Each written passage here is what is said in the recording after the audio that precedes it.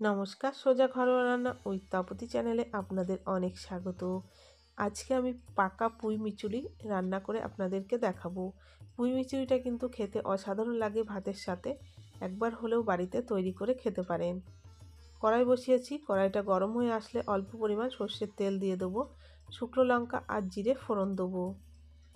ভালো করে একটু নাড়াচাড়া করে কেটে রাখা পেঁয়াজ আর আলুটা দিয়ে দেবো।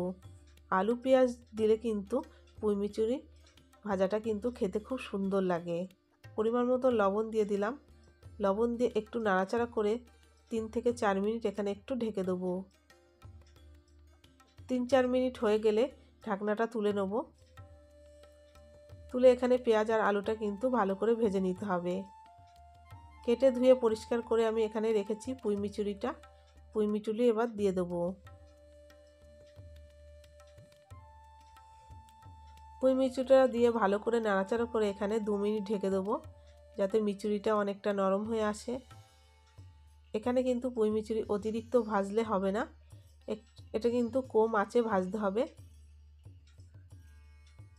রেসিপি ভালো লাগলে অবশ্যই লাইক করবেন, আর নতুন বন্ধু হয়ে থাকলে চ্যানেলটিকে সাবস্ক্রাইব করে আমার পাশে থাকবেন।